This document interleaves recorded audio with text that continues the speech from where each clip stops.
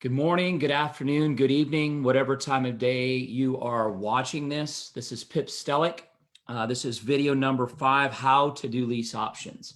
So over the course of the last week or so, we've talked about the who to do lease options with, the what is a lease option, the why we do lease options, where we do lease options. We've talked about that in the first 4 videos. Today, we're going to talk about how to do lease options. And I am going to say that this is going to take up way more than just one video. There's a lot of details that go into a lease option. I'm going to kind of give an overview today. And then over the next few days, few weeks, we're going to get more into the how-to of a lease option. And so there's going to be a lot more details we go through here. As I've said on earlier videos, please understand we're going to be announcing some stuff in the next 20 or 30 days. Into January, we're going to be even getting more involved with lease options and some very cool trainings within those. So as we look at lease options, I'm going to ask you guys to share this video with other people, let other people know that they can help explain to their clients what a lease option is, because I think a lot of times realtors and mortgage brokers, they don't like to do lease options because they're worried about when they're going to get paid. As I said in earlier videos, we're going to show you how to do what's called a purchase lease option. And really, if we look at this example of a purchase lease option, we are purchasing the property. We're purchasing the property. When we go to purchase the property, if it's listed on the multiple listing service by a realtor, the realtor is going to get paid. So that's not an issue whatsoever. Whatever you do or you don't know about real estate, what you have to understand is generally when a property is for sale on the MLS, whoever is selling the property is going to pay both a listing realtor and many times the buyer's agent as well. It will generally come out of the closing costs of the seller. So that's a very common way to do real estate. Obviously, anything can be negotiable when it comes to real estate. But in this instance, what we want to think about, what we want to do as we look at this, is we want to start to look at the opportunity as though we're buying the property. We're going to talk about it as though we have the money in certain videos, and then other times we'll talk about if we don't have the money or credit to do it. The key is if the property's for sale, once we buy it, the realtor's already gotten paid, the seller's already gotten paid. If we had a realtor representing us, they would have gotten paid as well. So make sure you guys understand that side of it. If there is a house for sale, so we've got a for sale property, and some of you already know this, I get this. And we've got John seller here. And it doesn't matter what the value of the property is. Let's say it's $200,000. It could be $50,000, it could be $500,000, it could be $5 million. It really doesn't matter.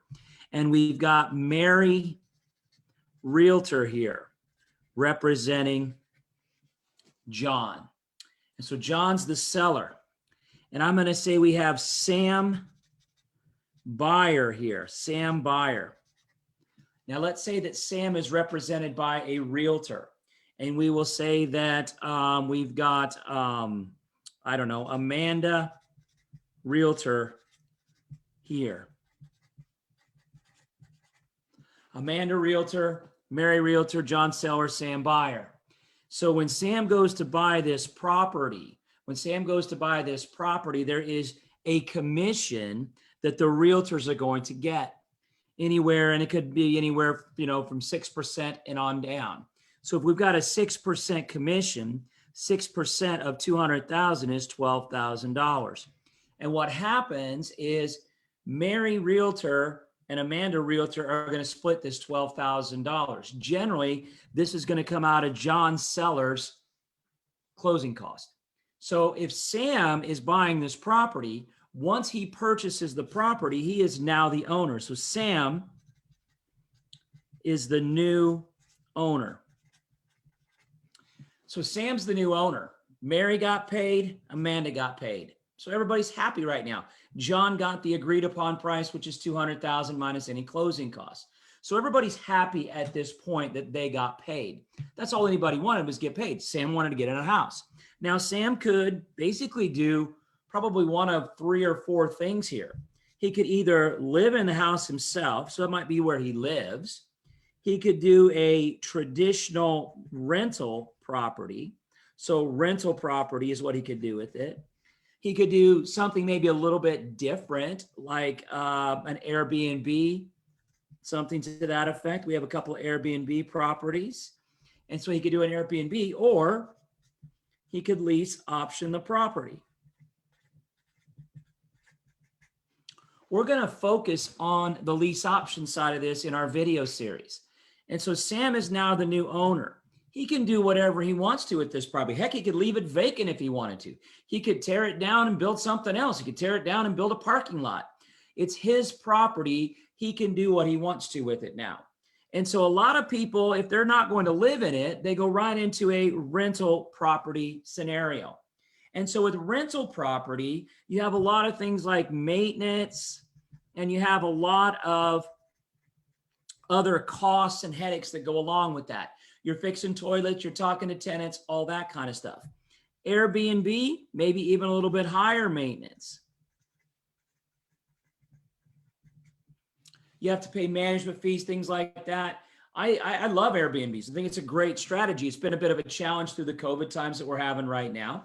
But nonetheless, that's another way to do it. And you're actually going to get income here. You're going to get income here when you do rental property. When you do Airbnb, generally you're going to get even more income. Now, a lease option is going to be somewhere in the middle when it comes to income. But the cool part about lease option is I'm going to put minimal to no repairs or maintenance.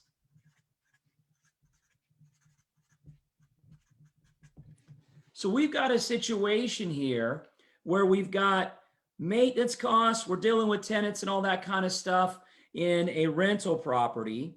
And in an Airbnb, you've got higher maintenance, but higher dollars. Lease option is kind of a combination between these. You don't get quite as much income as you do on an Airbnb, but you have minimal to no repairs or maintenance. And I think the coolest part about lease option as we get into the how-to is we can help people get into properties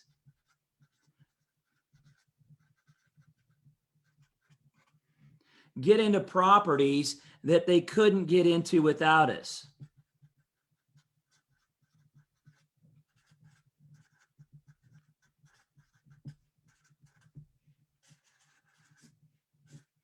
I know what's interesting to me is to hear people talk about real estate. And what they will do is they will look at things and they'll think, oh my gosh, you're just getting rich and you're just taking advantage of tenants, things like that. The nice part about lease options, what we're able to do is we're able to help get somebody into a property that couldn't get into it without us. Somebody who may want to own a property, and we're going to give them the option to buy it in the future. So they're going to be a tenant for us for a while, but they're going to take care of the maintenance and repairs. So we're going to actually lower our costs, but they're going to pay premium rent. What we're doing is we're helping people get into a property that couldn't get into it without us. So the how-to part of this is we're going to start the property off as a rental, and there will actually be two contracts. There'll be a rental agreement that we have, just like you would sign a lease, and then there will be an option agreement. So you have a rent agreement here and an option agreement there. Now, there's a lot of numbers that go into this, but as you start to look at this with the rental property here, or with the rental agreement here, we treat it just like a traditional lease. They got to pay rent on time. They have to, maintain the property in a certain condition. There's going to be a deposit. It's going to be called a non-refundable option consideration. We'll talk more about that as we go through here. And what's going to happen as we go through here, we're also going to have some extra things in the leases. Not only are they going to have to pay on time, but what they're also going to have to do is take care of the maintenance and repairs. It's going to say that right in the contract with them. So we will have two separate contracts. We'll have two separate contracts to be able to do that. And the point of the two contracts is it doesn't convolute them with one another. If they do everything they're supposed to do in the lease contract, they will then get the option to buy the property over here. So if they do everything they're supposed to do in the lease contract or the rental agreement, then they get the option to buy. If they break the lease in any way, shape, or form, So like if they would break a lease, if you had somebody that was renting a property from you and they didn't pay on time, or they were smoking in the house and they weren't supposed to because the lease said they weren't. If they weren't supposed to have pets, if that's what you considered as part of your lease, and they have a bunch of big dogs in there or whatever, that would be a way that they could break the lease. So if you were doing a traditional rental with them, you could evict them for that specific situation. And now they would have a first month's generally and the last month's deposit, something like that. But what you're able to do is evict them at that point. Really, that's the only thing that you can hold over them. So with a lease option, they're having a rental agreement over here. They have the rental agreement, but in that rental agreement, there's also going to be, it's going to say, or they're going to have a second agreement that says the option to buy the property.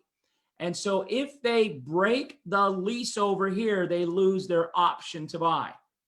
And so you can run that property just like you would a rental property, but what you're going to have is a higher deposit. It's going to be more than first and last month's rent. It's called non-refundable option consideration. And what that's going to do is that's going to keep that person more in tune to doing what they need to do, because you're going to give them the option to buy it in the future.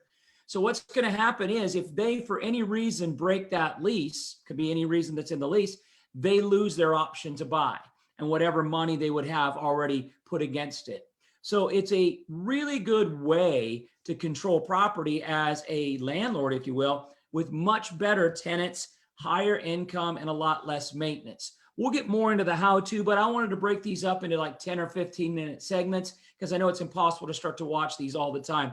And so please understand, if you could do me a favor, share this with other people. Let other people know that there's good information coming out here on Lease Option. We're going to be doing some more stuff as we get into the last part of December, 1st of January.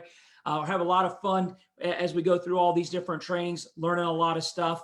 And so as I get to teach this all around the world now in the virtual world, we're teaching it from my basement instead of traveling to a hotel room. So this is pretty cool for me. We're going to be doing more of this stuff. Please do me a favor, like this, or yeah, if you want to like it, that's great. But more, share it if you could. I'd appreciate that.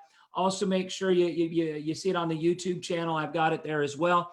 And like my Facebook page. I'm already getting to that maximum number of friends thing, I guess. I don't know how that all works, but now I need to start getting people over to the page. So as I said, every time I've ever been on a Facebook Live video, turn to somebody you know, somebody you don't know, and tell them you're going to be all right. You guys have a great day. We're going to do more with Lease Options in future videos. Have a great day.